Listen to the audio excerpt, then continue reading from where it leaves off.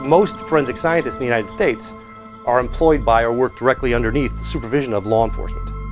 And because you have these two communities together, the scientific community and this law enforcement community together, it creates a friction because they have very different missions. Law enforcement has a mission to identify suspects, to interview and apprehend them, and then prosecute them, put them in jail. The scientific community is essentially intended to be a group of truth seekers.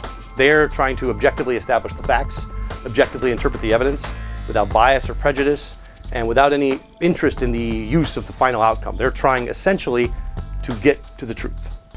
When you employ forensic scientists by law enforcement, the missions commingle, and there's overt pressure that is pushed down to the forensic science community from that more aggressive, more muscular law enforcement group. The scientist who works in the crime lab is merely an extension of the police officer's will, because the only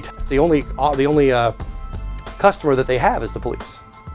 And so for them, they should just basically work in-house and be controlled. And so that way they can control the reports, they can control the testimony. And if they start saying the wrong thing or doing the wrong thing, they can pressure them, or they can just set them aside or give them orders and put them over here. So that notion, that's the generational change that has to happen, that the forensic science and law enforcement are even connected at all. That they were ever connected is a problem, but one that can be remedied. And I don't mean making it independent, just separate from the government. I mean just making it independent from the budgets of law enforcement. That's the biggest change that needs to happen. Already we agree that this is the case. The forensic science community has already spoken on this issue, but the law enforcement community that controls the forensic science employees does not agree. And so that issue, when you talk about the reforms that are necessary, almost to a person, that issue, which has been said to be one of the biggest and most important issues of our time, that issue is ignored in all reform efforts. And that's another thing that I wanted to bring into the forefront, because the vast majority, 79 to 85% of all forensic fraud that's committed is committed on behalf of law enforcement by prosecution-employed forensic scientists. And that is a huge number.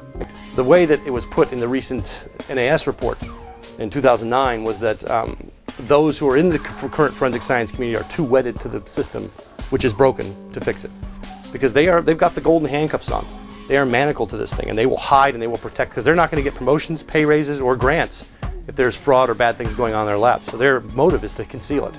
I wrote this almost as a love letter to my colleagues who are in government labs, who are constrained because they have employment contracts which forbid them from speaking openly about the problems that they see around them every day. They can only complain up, and if they complain out, they're fired, they're gone.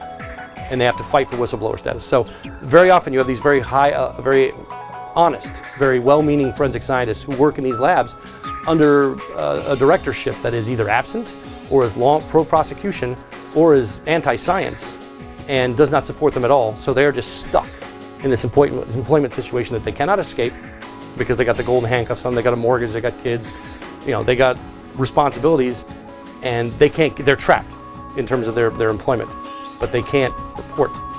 And if they do report up, they're seen as a problem, so they're not going to get promoted. If they do report out, they're going to get fired. So this, to me, is written to give voice to the many, many thousands of forensic scientists that I know who are suffering in employment conditions that are utterly unacceptable, and that compel them to do things or to look the other way when they shouldn't.